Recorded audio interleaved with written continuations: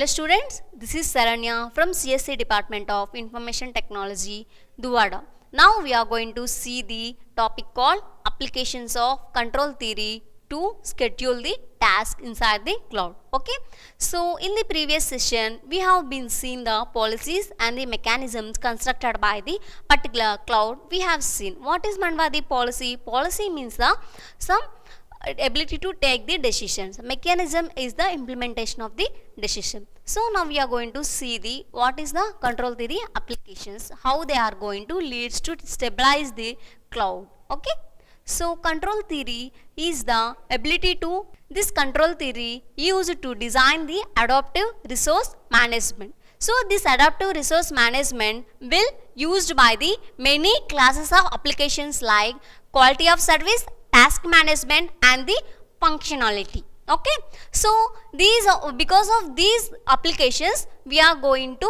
see the control theory functionalities. Okay, as well as this control theory uses the classical feedback control methods inside the cloud. Because of this classical feedback control methods, we are going to regulate the key parameters of the particular inputs. Okay, key parameters of the system.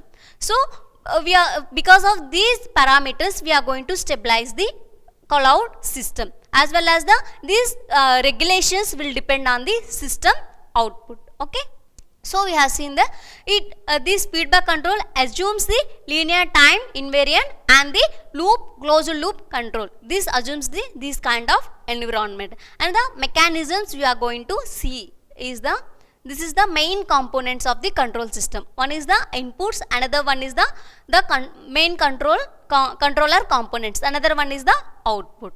So in the inputs we are going to see the this offers the inputs offers the workload, and they provide the policies like admission control, load balancing, as well as the energy optimization and the quality of service guarantees policies to the control theory of the particular cloud environment. Okay, it provides the workload and policies to the cloud applications which are reside inside the cloud environment. Another one is the control system components. It has the ability to estimate the performance of the system, as well as it is going to be estimate the future behavior of the system. Based on the sensors collects the performance of the system.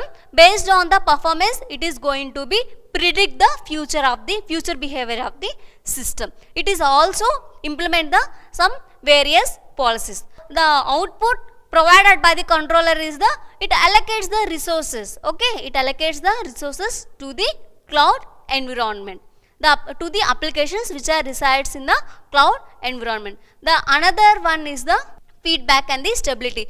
The main theme of this control theory applications is the entire system has to be stabilized. That is what is meant by the stabilized. For example, any complex system getting the many resource requests, like one is wanted to complete its job, it needs some RAM memory. Okay, it want to run inside the RAM. Some want to some CPU resources, some want to some secondary memory, or some want to some scheduling algorithms for running their jobs. So there are some resource requests will definitely come to the any processors or any jobs which are resides in the cloud application. So to satisfy all these resource requests, this cloud environment should be provide the policies and the mechanism to satisfy all these resource requests which are coming from the external world. Okay, so these are while coming these resource requests, it has to be managed. Complex system like cloud system, it has to be managed all these resource requests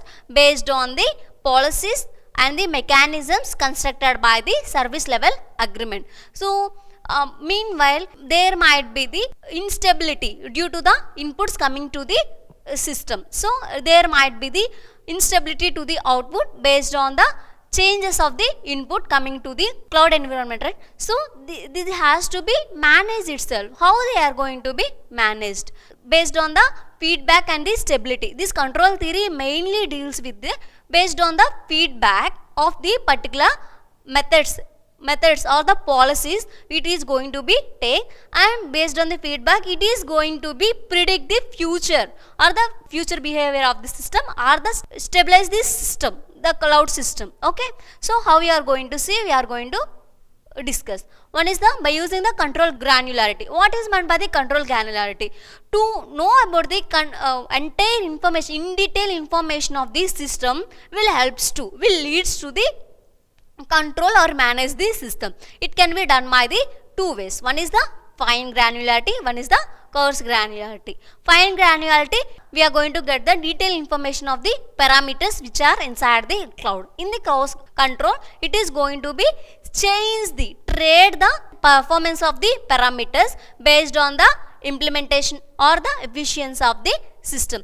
If system wants the high efficiency, it is going to be trade the particular parameters. Okay, it is going to be trade the particular parameters of the system. Okay, so by trading the parameters inside the cloud, it is going to be definitely leads to the efficiency of the system. Okay, the other one we are going to discuss is the, we have seen the feedback and the stability and the what are the components inside the control theory, that is inputs and the main components of the controller, and by using the resource in the output format we are going to allocate the resources. How we are going to allocate the resources inside the cloud we have been seen. The other one is the how the stability, this control theory helps to the stability, right?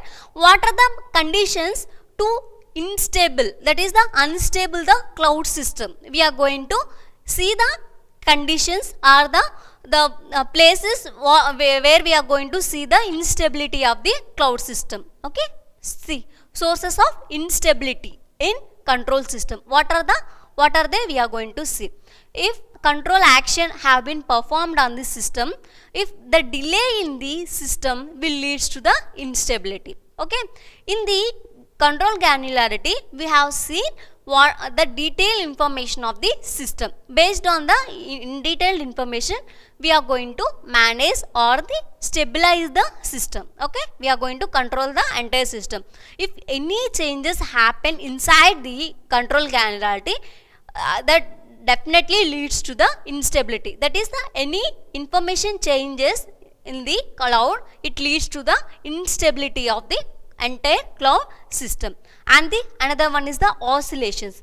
If input is having some changes, definitely that affect to the stability or the output change of the particular cloud environment. Okay, the another one we are going to see the cloud architecture. Okay, cloud level cloud controller architecture. See, it is having the predictive filter and the optimal controller and the QN dynamics. This optimal controller takes the feedback.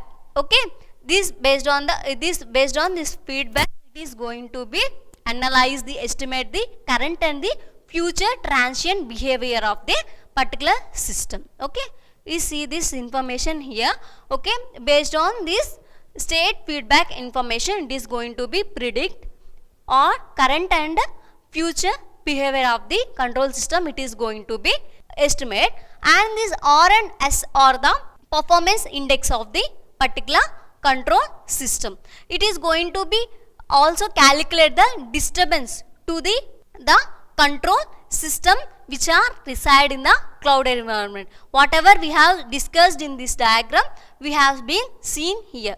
So R and S are the weighing factors of the performance index. So these are the applications we have been seen in the control theory. Okay, so how we are going to stabilize the entire cloud environment we have seen in this session. In the next session we are going to see this controller in the 2-level cloud controller we have been seen in the next session. Thank you.